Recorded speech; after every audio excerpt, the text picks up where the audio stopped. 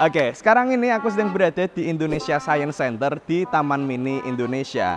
Di sini ada banyak sekali alat-alat peragaan sains dan teknologi yang bisa kita eksplor. Dan di sini nanti kita akan mencobanya berbagai alat eksperimen yang ada di sini, khususnya yang terkait dengan fisika. Nah, kita akan memulai dengan eksperimen-eksperimen yang sederhana sampai ke eksperimen yang mungkin akan sedikit berbahaya.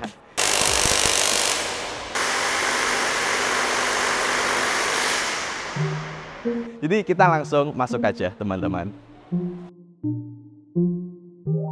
Wah, ada Newton, ada Newton.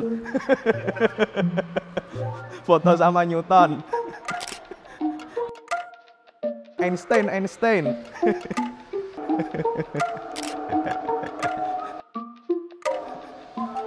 Kita akan mulai dari segmen mekanika terlebih dahulu, teman-teman.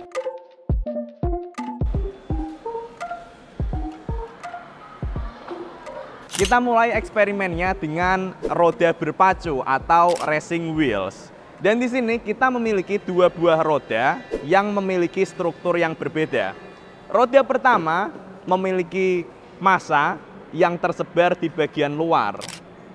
Sementara untuk roda satunya, massanya tersebar di bagian dalam.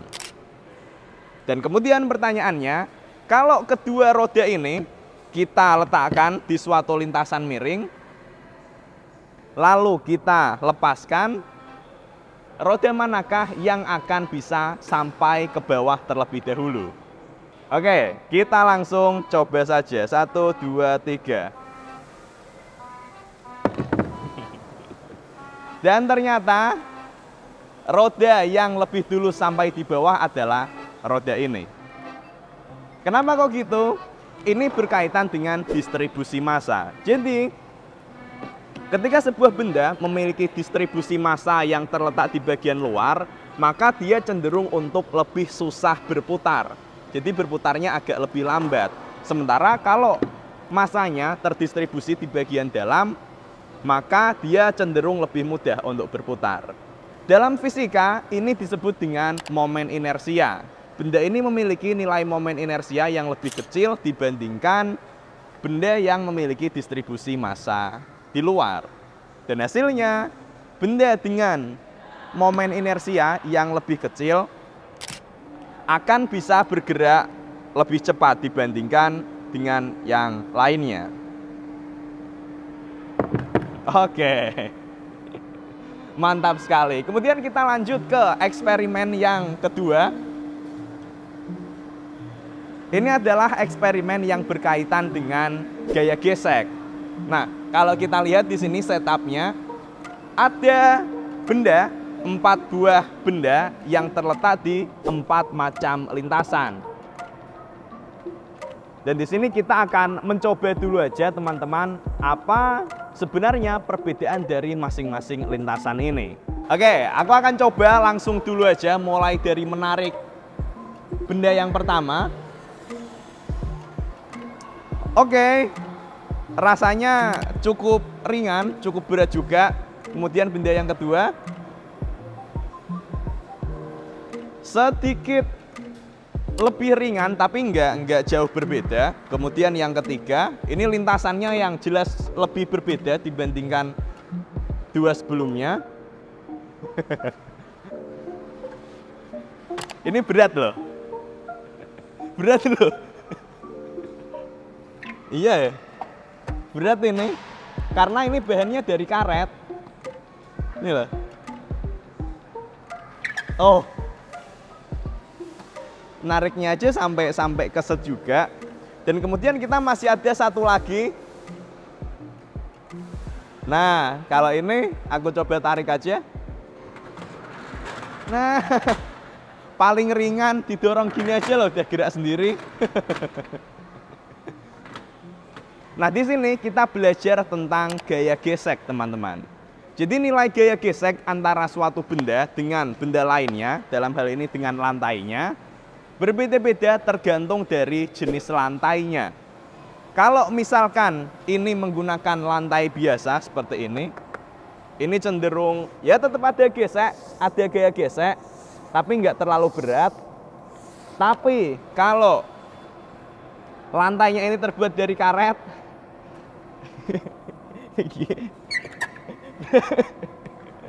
Berat beneran. Tarikin itu, Cik. Nah, berat.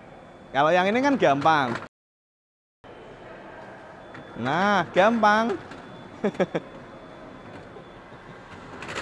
Kalau istilahnya dalam fisika, masing-masing lantai ini memiliki nilai koefisien gaya gesek tersendiri. Dan inilah hasilnya, teman-teman. Di belakangnya sini, ini sebenarnya masih sama terkait dengan gaya gesek, tapi di sini kalau kita lihat objeknya sekarang berbeda. Yang satu berbentuk balok dan yang satu berbentuk silinder. Kalau sebelumnya tadi kita udah belajar tentang faktor dari lantainya, sekarang kita belajar dari faktor bendanya. Karena ternyata benda yang berbeda akan memiliki nilai gesekan yang berbeda. Nah, kalau kita coba tarik aja. Oke.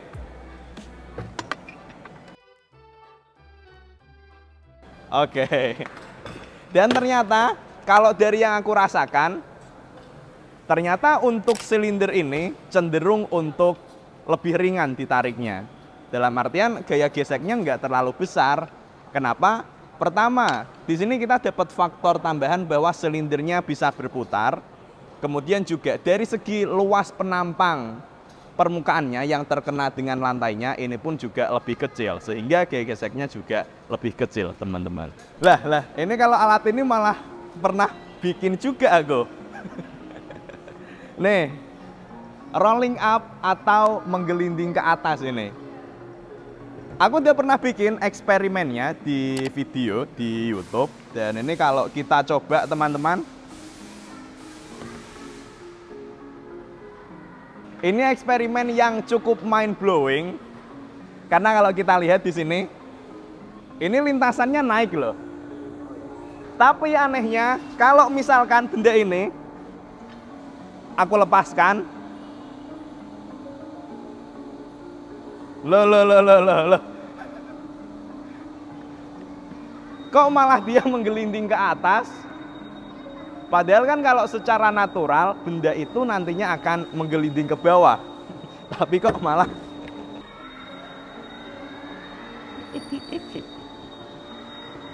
Oke. Sebenarnya yang terjadi pada eksperimen ini sebenarnya bisa dibilang kayak semacam ilusi. Karena walaupun secara kasat mata terlihat bahwa bendanya ini naik ke atas, tapi kalau kita lihat secara seksama dari pusat bendanya, sebenarnya pusatnya tetap bergerak turun ke bawah. Aku udah pernah bikin video pembahasannya, nanti silahkan kalian tonton aja, teman-teman. Bola berpacu. Ini adalah eksperimen bola berpacu. Jadi di sini kita memiliki 3 buah bola yang sama. Tapi di sini kita memiliki 3 buah lintasan yang berbeda. Ada lintasan yang berupa naik turun zigzag seperti hidup. Ada yang lintasannya lurus mulus. Kemudian ada juga lintasan yang turun dulu baru kemudian lurus, melengkung lah lintasan yang di sini.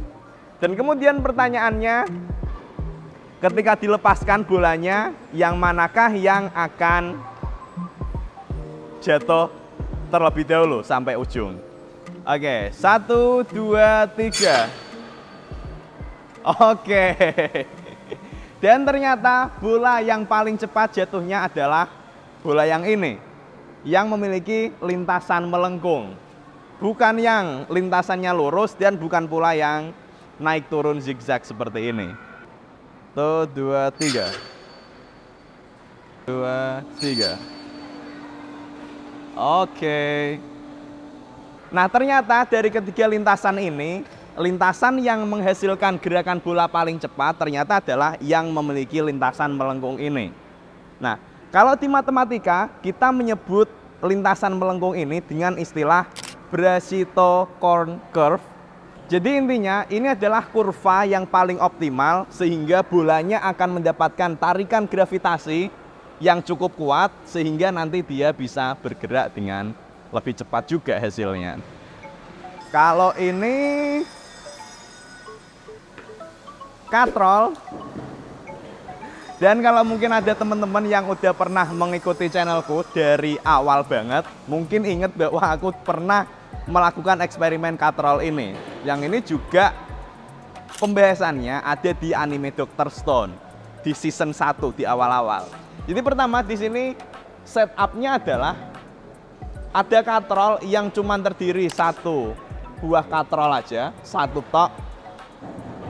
Kemudian ada yang 2 buah katrol, 1, 2, dan kemudian ada yang memiliki 4 buah katrol, 2, 3, 4. Dan jumlah katrol ini akan mempengaruhi berapa besarnya gaya tarik yang kita perlukan untuk mengangkat masing-masing beban ini. Kalau kita pakai katrol yang cuma 1 ini aja, berat juga. Maka sebenarnya di sini gaya yang kita perlukan untuk mengangkat bebannya sama persis, hanya bedanya adalah di arahnya aja. Kalau biasanya kita nariknya dari bawah ke atas, ini kita nariknya dari arah atas ke bawah. Tapi beneran berat. Itulah kenapa kemudian kita memiliki setup yang kedua ini, terdiri dari 2 katrol. Nah, lebih ringan teman-teman.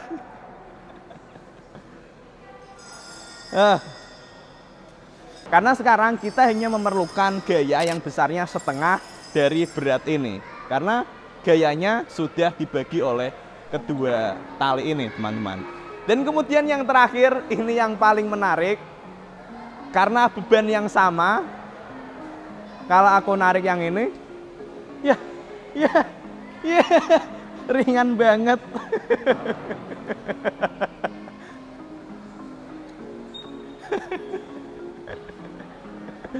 Ya, kukira berat, ternyata ringan.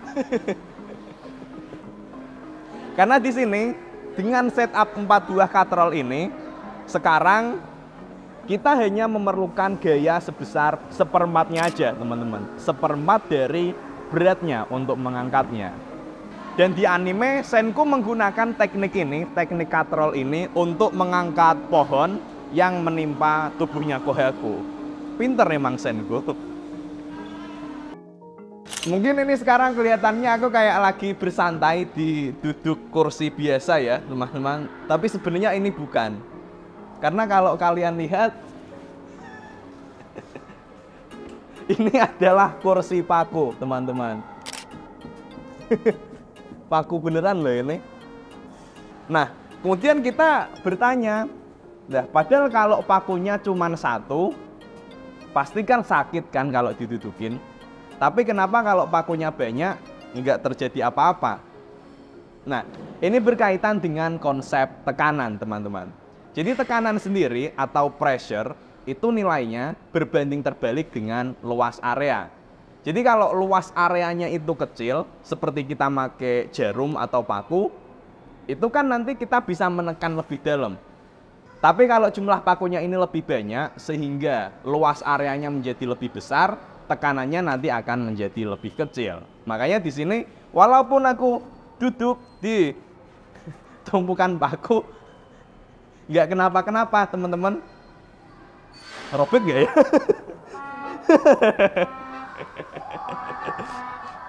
Selanjutnya kita akan nyobain alat Giro Extreme atau istilah lebih umumnya adalah Multi Axis Trainer MAT. Ini adalah alat yang dirancang untuk dipakai melatih pilot dan astronot untuk membiasakan diri jika terjadi kondisi yang tidak terkendali pada pesawat luar angkasa. Dan dari alat ini diharapkan agar astronot bisa tetap tenang, tidak pusing, dan tetap memahami orientasi arahnya. Oke, kita akan mencoba Giro Extreme latihan menjadi astronot. Silakan. Ada barang-barang di kantong, Kak? Oh, ada. Keluarin dulu, takutnya diterbang. Punya jantung nggak? Punya lah. Iya lah. Udah terjebak nih. Biasanya ada yang terjebak. Tangannya masuknya ke sini, Oke. ini pegangannya ke atas. Oke, udah siap. Bismillah, siap. Kalau nanti pusing boleh bilang stop aja ya. Iya. Bismillah, Allahu Akbar.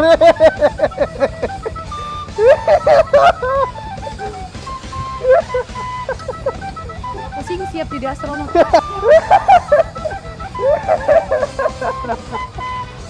Oh, udah.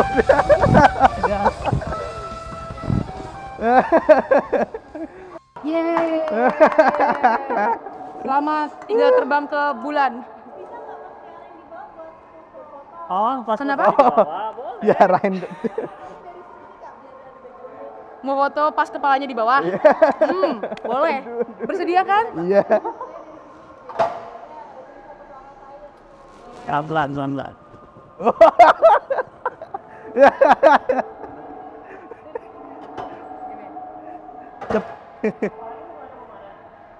Siap. Nanti jangan lebih dari semenit nanti pingsan. Cepet Ir.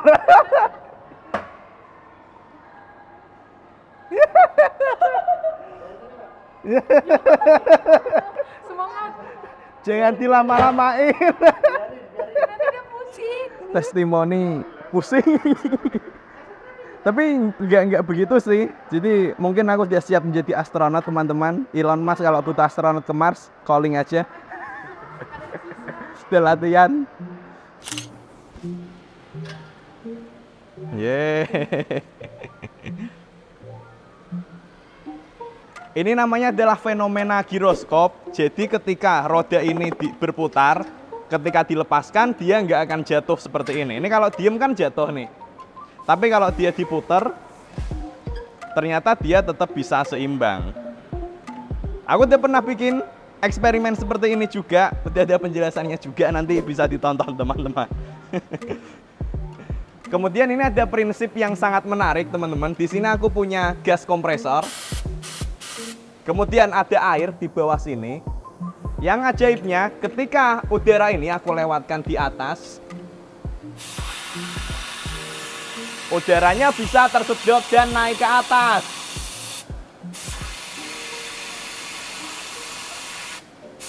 Nah, sebenarnya ini banyak banget diaplikasikan di kehidupan sehari-hari. Kalau kalian punya semprotan nyamuk, biasanya juga pakai prinsip yang sama.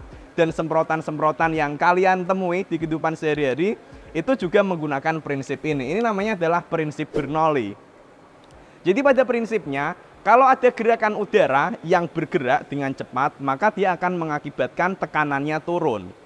Dan kalau tekanannya turun, nanti air yang ada di bawah akan tertarik naik ke atas. Dan dari sini bisa kita lihat,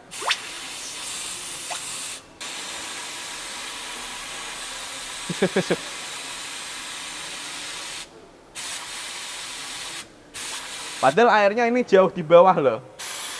Tapi karena ada perbedaan tekanan yang sangat besar ini, airnya naik ke atas dan tersemprot teman-teman. Ini juga masih sama prinsipnya, memakai prinsip Bernoulli. Jadi kalau udaranya dilewatkan di tengah sini, tekanannya akan turun teman-teman. Dan akibatnya harusnya bolanya akan saling berdekatan. Cuman aku belum tahu apakah ini beneran berdekatan atau tidak. Kita coba saja, semoga berhasil. Dan ternyata benar. Nah,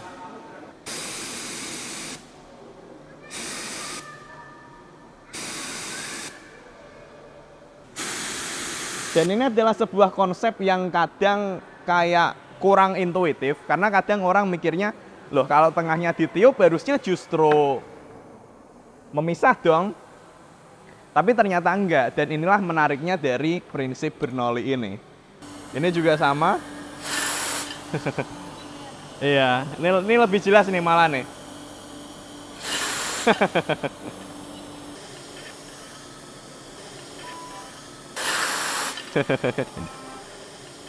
Oke, dan itulah dia part pertama dari rangkaian eksperimen ini, teman-teman. Eksperimen manakah yang paling kamu suka? Silahkan komen di bawah. Masih ada banyak eksperimen seru lain yang aku lakukan, yang ini akan diupload di video part kedua. Berikan like biar makin cepet uploadnya. Dan kalau kalian suka dengan channel ini, silahkan join membership untuk mendapatkan manfaat secara lebih. Terima kasih.